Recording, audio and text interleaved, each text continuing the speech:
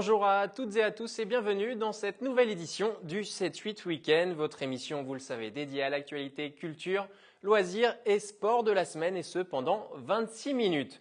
Au cours de cette édition, nous parlerons nature avec Laurent Carle, le directeur adjoint du Centre horticole d'enseignement et de promotion, le CHEP, du Tremblay-sur-Mauldre, à quelques heures de la fête de la nature et de l'animation Parole de jardinier, mais également d'improvisation théâtrale et du royaume du jeu, avec les représentants de la Maison de la Jeunesse et de la Culture des Claix-sous-Bois.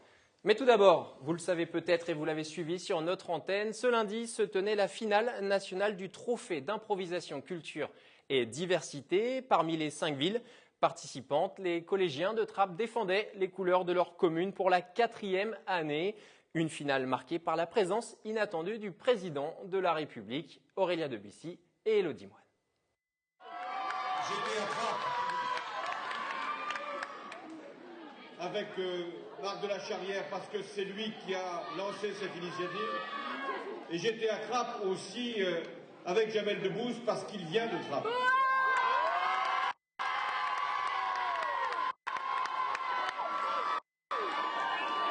Et qui m'avait convaincu de venir assister à un match d'improvisation théâtrale. Il l'avait promis à Trappes en février dernier et il l'a fait. François Hollande était lundi au théâtre Le Comédia à Paris pour remettre le trophée d'impro culture et diversité, un championnat national intercollège d'improvisation théâtrale. 5 villes participaient au tournoi, Bordeaux, Lille, Rochefort, Trappes et cette année, Paris entrait dans la compétition. Venus en invité surprise, ce sont des mains du président de la République que les jeunes gagnants bordelais se sont vus remettre le trophée d'impro 2014. Et l'équipe de Bordeaux. Créé il y a 4 ans par la Fondation Culture et Diversité et Jamel Debbouze, parrain de l'événement, qui a lui-même fait ses premiers pas de comédien grâce au théâtre d'impro.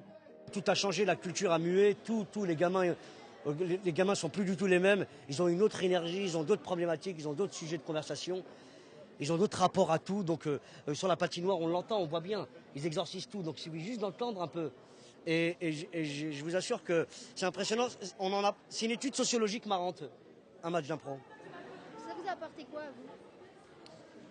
De plus avoir honte de moi, de plus avoir peur des autres, de plus être dans le jugement constamment de ce que j'étais ou de ce qu'on pouvait penser. Ça m'a apporté une prise de confiance, certain.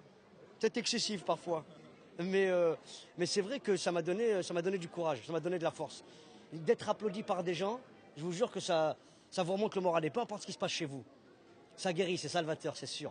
Salvateur, c'est aussi ce que pense la nouvelle génération, pour qui le théâtre d'improvisation est un moyen de sortir de l'échec scolaire. Je sais que si l'impro n'existerait pas dans mon collège, j'aurais sans doute décroché l'école. Franchement, ça fait plaisir, surtout de savoir que dans quelques années, ce sera tous les jeunes de Trappes qui feront ça. On a les larmes aux yeux quand on se dit que c'est ça à l'origine de nous, c'est impressionnant. C'est la meilleure moyen de représenter les jeunes de France. Avec la collaboration de la mythique compagnie d'improvisation théâtrale Déclic Théâtre, reconnue à Trappes pour ses actions en faveur de l'éducation artistique et culturelle auprès des collégiens, le trophée d'impro culture et diversité a pour objectif d'étendre au niveau national cette pratique artistique. Ce qui est très important justement, c'est ça, c'est que ça devienne une pratique culturelle et artistique et pas seulement un truc qu'on fait pour rigoler. Ça fait très longtemps qu'il existe des ligues d'impro, ça fait très longtemps qu'on travaille en improvisation théâtrale avec les enfants, avec les ados et avec les adultes, en professionnel, en amateur, et c'est bien qu'enfin le monde de la culture commence à se dire que c'est vraiment de l'art, c'est vraiment de la culture, c'est vraiment des productions artistiques intéressantes, parce qu'elles sont éphémères et que c'est ça qui est chouette. Et du coup, la présence du président de la République aujourd'hui, c'était aussi une reconnaissance institutionnelle du match d'impro dans le cadre de l'éducation artistique et culturelle. On est en train de travailler avec le ministère de la Culture, le ministère de l'Éducation nationale pour cette reconnaissance. Donc c'est quand même un grand pas pour le match d'impro cette année. Le président de la République, 2 ministres présents ce lundi, celui de l'Éducation et de la Culture, en effet, un grand pas pour l'improvisation théâtrale qui, forte de cette reconnaissance institutionnelle, invite de nouvelles villes à rejoindre le trophée d'impro. Et mais il va y avoir également un superbe match d'improvisation junior, cette fois-ci ce samedi à la MJC des Clés-sous-Bois. À quelques heures de cette soirée de l'après-midi, Royaume du jeu, le directeur de la MJC, Yves Le Bohennec, est présent sur ce plateau et vous êtes accompagné de Stéphane Castel, administrateur et improvisateur de la MJC. Bonjour à tous les deux. Merci d'être là. Donc ce samedi, match d'improvisation au Clés-sous-Bois, ce qui va opposer la compagnie Cléeul à la compagnie des Improfiterolles. C'est ça, Yves Le Bohennec? Tout à fait. Tout d'abord, merci de nous accueillir. Nous sommes très heureux d'être ici. Donc effectivement, samedi, il y aura ce fameux match d'improvisation qui va opposer deux équipes. Tout ça se déroule de manière très amicale, mais Stéphane va vous expliquer tout ça en détail puisqu'il est également improvisateur avant d'être administrateur. Mais nous sommes heureux d'avoir accueilli Stéphane cette année. Et alors du coup, ce match d'improvisation, Stéphane, comment cela va se dérouler? Alors, il faut bien penser que ce sont des juniors demain, donc c'est un peu un match particulier pour eux, puisqu'ils ont entre 15 et 18 ans, et ce sont deux mi-temps de 45 minutes sur des sujets très très variés, puisque c'est de l'improvisation, tiré au hasard par l'arbitre au milieu, qui se fait souvent siffler. C'est le seul sport où on a le droit de siffler l'arbitre. Sans risque d'avertissement. Rien. Tout le monde déteste l'arbitre, même le public, et surtout le public. Et là, les juniors vont s'en donner à cœur joie, et on espère bien sûr que les Cléoles vont gagner. Et donc, la compagnie des Clés. La compagnie des Clés que je représente. Mais bon, on ne va pas faire de choses. Exactement. Et alors, du coup, sur ces matchs d'impro, on a l'impression que c'est de plus en plus à la mode, en tout cas que cela plaît de plus en plus aux jeunes. Stéphane. J'espère. On est là pour ça, et on est là pour initier les jeunes à participer à cette activité, et à aimer et à faire aimer cette activité-là. On connaît le théâtre classique, sur scène, je me déplace, mais là c'est un contexte complètement particulier. Vous ne verrez pas deux spectacles d'improvisation identiques, même si c'est les mêmes équipes, ce qui est très rare déjà. Même, ça peut pas être déjà les mêmes impros, parce que elles sont uniques à la fois. Chacun a sa personnalité sur la scène. En plus, chacun a sa personnalité, les acteurs ne sont pas les mêmes, donc c'est très très unique et très très très fantastique de participer à ça, de monter ça, être dans les coulisses pour les jeunes et pour les soutenir. Comment pourrait-on résumer justement un match d'improvisation? C'est un petit peu l'équilibre entre l'humour, la créativité et puis le naturel en même temps, c'est un peu ça? C'est quand même travailler, il ne faut pas se leurrer, on travaille beaucoup en amont, c'est pas que du naturel, c'est aussi beaucoup travailler, on nous donne des techniques pour savoir comment réagir, on fait beaucoup d'imagination, vous en doutez, donc c'est pour ça qu'on fait ça et voilà. Et alors du coup, c'est donc un match qui va se dérouler à partir de 20h30 ce samedi. Ça va clôturer une belle journée, si j'ose dire, Yves Le Bohennec, puisque tout l'après-midi, il va y avoir la deuxième édition du Royaume du jeu qui va se passer évidemment aussi à l'espace Philippe Noiret. Tout à fait. Alors je vais simplement juste compléter par rapport au match d'improvisation théâtrale, puisque par rapport à la MJC, nous sommes en partenariat avec la LIDI, la Ligue d'improvisation théâtrale des Yvelines. Et dans ce projet, ce qui nous intéresse aussi tout particulièrement, c'est le fait que les jeunes participent également à l'organisation. Donc il y a la phase match d'improvisation, il y a également aussi, comme on le sait, dans tout spectacle, il y a une phase de préparation. Et là aussi, les jeunes, l'ensemble du groupe est associé à cette préparation. Donc je tenais à la rappeler puisque c'est important, effectivement. Ce n'est pas juste le spectacle que voit le public. Et donc du coup, avant ce spectacle, les habitants des Clés-sous-Bois pourront découvrir cette deuxième édition du Royaume du jeu. Tout à fait. Donc également dans cette même logique par rapport au projet de la MJC, projet associatif de l'association, association d'éducation populaire, avec notamment cette volonté d'émancipation, émancipation des jeunes, également des adultes. L'idée est venue il y a l'année dernière, donc il y a un an actuellement maintenant. Eric, un jeune adhérent de la MJC, nous a proposé à l'association de pourquoi ne pas monter une après-midi autour du jeu.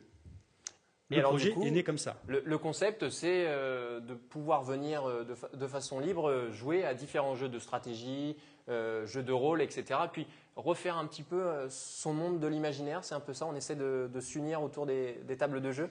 Tout à fait. Stéphane, je pense que tu as eu l'occasion de participer à cet événement l'année dernière. Oui, on vous avait rencontré d'ailleurs l'année précédente. votre chaîne de télévision m'avait interviewé, et donc j'étais là un peu incognito puisque je n'étais pas encore administrateur de la MJC, mais je participais à cette action et c'est d'autant plus valorisant pour un jeune qui avait 17 ans à l'époque de monter un projet gros comme ça avec une collaboration de plusieurs associations, Machiavel Fantasy, Ribambelle et la MJC, une grosse organisation, plein de gens bénévoles derrière. Et on a reçu beaucoup de monde. Et alors, du coup, sur cette édition du Royaume du Jeu, on a l'impression qu'il y a toujours un besoin d'imaginaire chez les Yvelinois, puisqu'on reste évidemment dans les Yvelines, on a besoin toujours de s'évader un petit peu plus.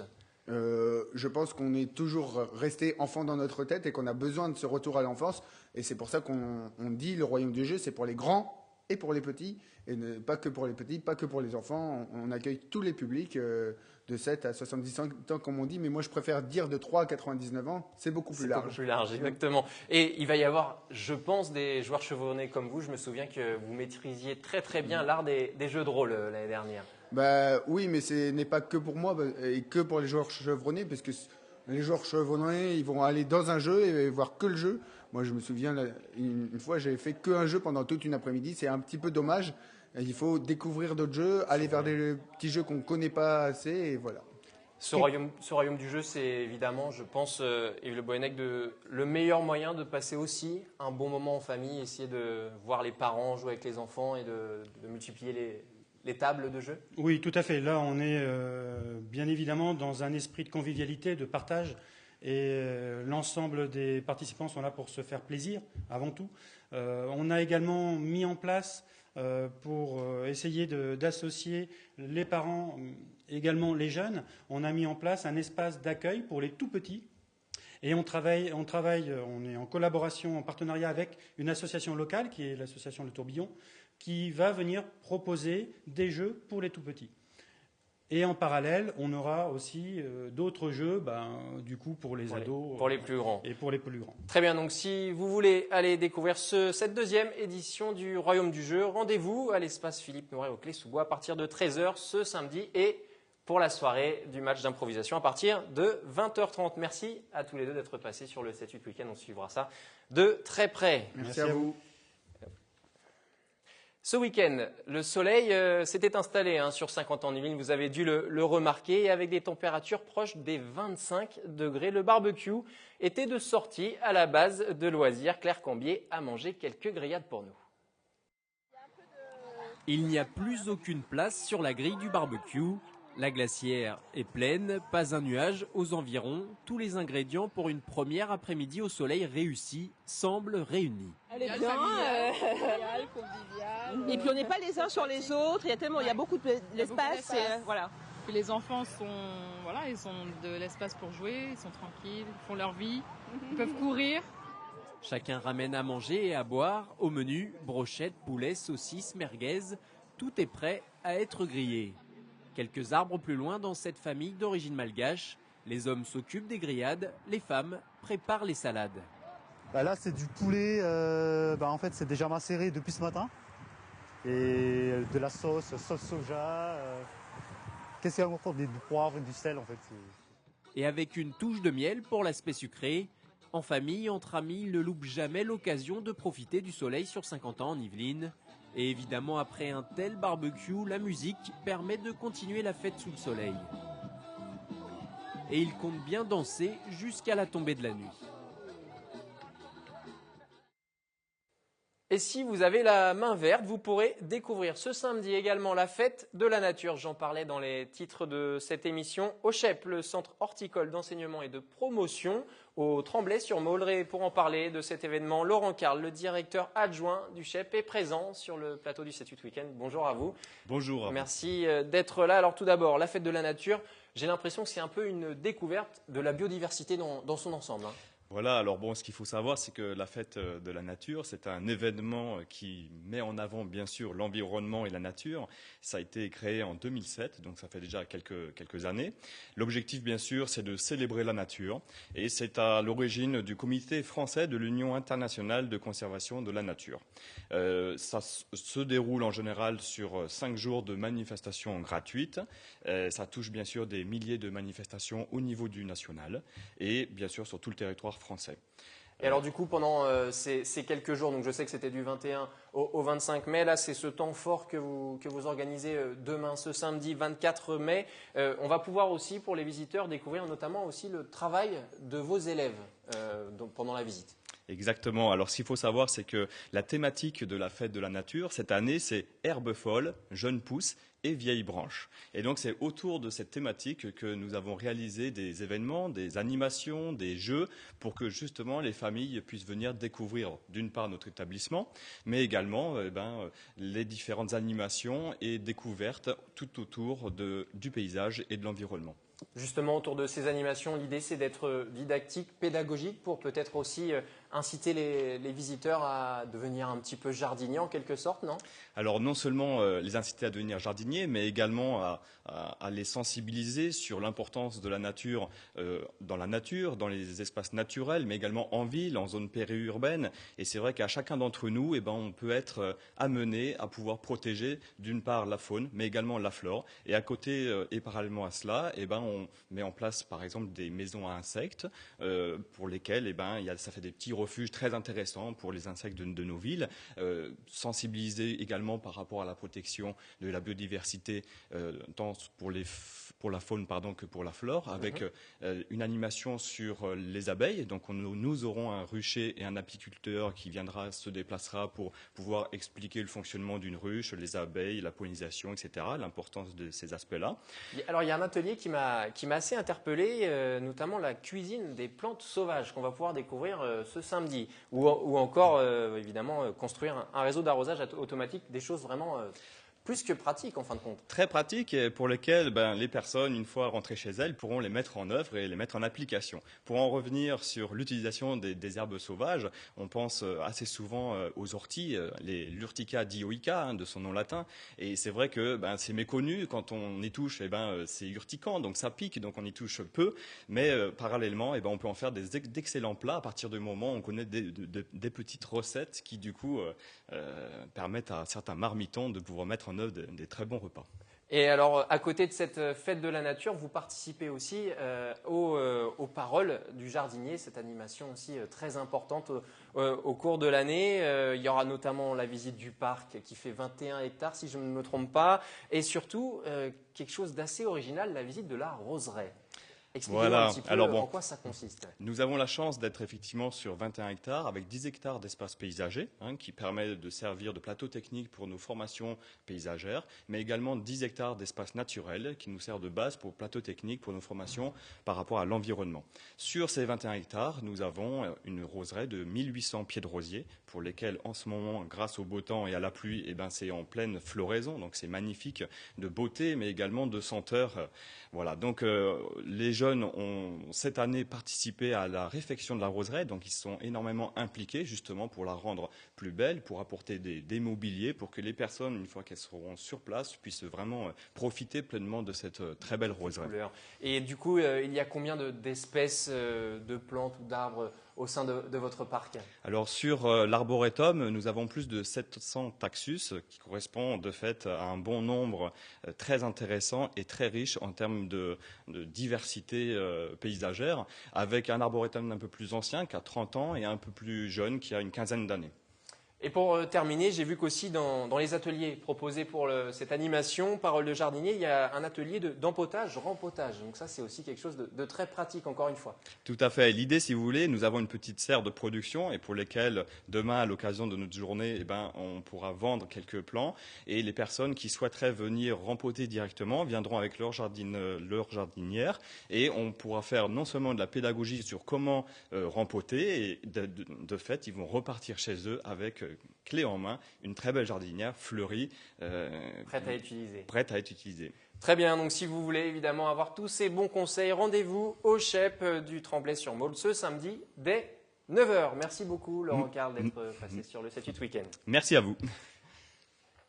Le week-end dernier, Fakir, tour de cartes ou encore apparition s'était emparé de l'espace de Cauville à Voisins-le-Bretonneux. L'association de magie Les 78 Tours tenait son deuxième festival et durant 3 jours, le public a pu découvrir les nombreuses facettes de la magie. Jérémy Ebras et Julien Leroy. Si je prends papa et maman et je les mets ensemble, qu'est-ce qui se passe? Papa et maman ensemble, tu serres très fort. Regarde là. Tu sens quelque chose? 1, 2, 3, 4, 5. Relâche. Oh là là! À Voisin le Bretonneux, les magiciens des 78 tours font le show. Ils ravissent les jeunes et les moins jeunes. J'aime beaucoup la magie depuis ma tendre enfance. Et j'habite le 78 et puis j'ai vu ce festival. Je me suis dit pourquoi pas aller voir. C'est marrant, on comprend rien au truc et on est impressionné. Alors qu'est-ce qui te plaît dans la journée? Les tours de magie. Alors quel est le tour de magie qui te plaît le plus alors justement? Je les ai tous bien aimés.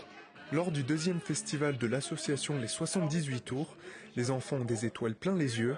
Ils découvrent, s'initier à la magie. Ébahis par les tours de passe-passe, ils ont envie de connaître les secrets de cet art. Mais d'ailleurs, comment devient-on magicien?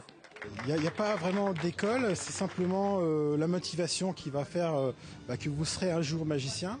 Au 78 tours, on apprend de la magie, donc n'importe qui peut venir nous rejoindre. Il suffit juste de l'avoir de la volonté et un petit peu de dextérité. Et les magiciens ont un conseil à donner aux futurs prestidigitateurs. Le plus compliqué dans un tour de magie, ce n'est pas le tour en lui-même, mais capter l'attention du public. Il faut donc lui raconter une histoire. Voici un exemple.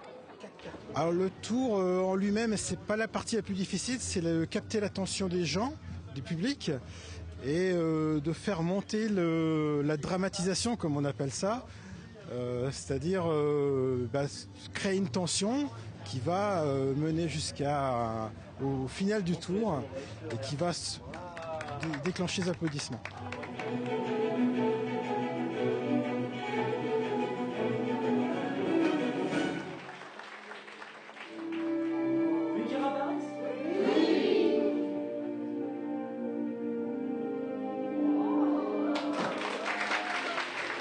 Sans oublier bien sûr la petite touche d'humour.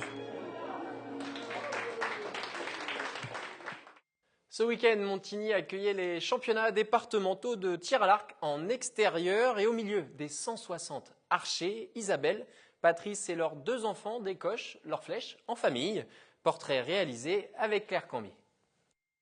Si chacun a sa spécialité, ils partagent désormais une passion commune pour la cible. Dans la famille Rampon, l'histoire est désormais faite d'arcs et de flèches. Et c'est d'ailleurs Vincent, le fils, qui est arrivé le premier sur le pas de tir. Et son père, Patrice, a vite suivi sa trajectoire. En m'accompagnant sur les concours, parce que sinon je pouvais pas y aller. Donc plus il m'accompagnait sur les concours, plus il remarquait qu'au final c'était peut-être pas si mal que ça. Donc après ils ont essayé. Sollicité par l'entraîneur de la famille, Alexandra Aurélie décoche ses premières flèches il y a 1 an et demi. Et elle a vite trouvé le centre de la cible.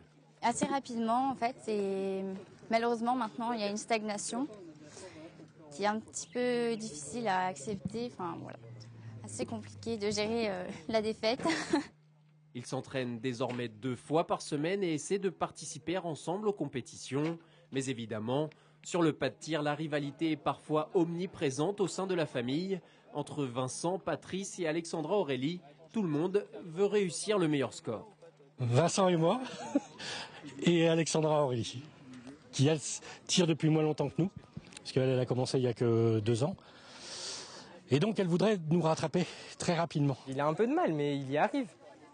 Donc maintenant il n'y a plus qu'à continuer et il passera peut-être devant moi. S'ils n'ont pas fait leur meilleur volet de la saison sur ce championnat départemental, ces 4 archers auront passé un moment en famille et c'est bien là l'essentiel. Et avant de refermer cette édition, comme d'habitude, place à votre agenda du week-end. Et 3 rendez-vous. La fête de la nature, tout d'abord, ce samedi 24 mai de 9h à 17h au Chep, au Tremblay-sur-Mauldre. Vous pourrez apprendre à cuisiner des plantes sauvages ou réaliser vos propres compositions florales. Il y aura également un match d'improvisation théâtrale. Vous pourrez assister à ce match junior à la MJC des Clés-sous-Bois entre la compagnie Cléyeul et les Improfiterolles. Début des hostilités à 20h30. Et en sport, il y aura du rugby ce dimanche 16e de finale retour du championnat de France de Fédéral 3. Un match qui pourrait devenir historique pour Plaisir qui reçoit Chartres au stade Robert Barran. Et en cas de succès, le club validerait son billet pour la Fédérale 2, coup d'envoi à 15h. C'est la fin de cette édition. Merci de l'avoir suivi. Je vous souhaite un excellent week-end sur TV Fil. À très bientôt.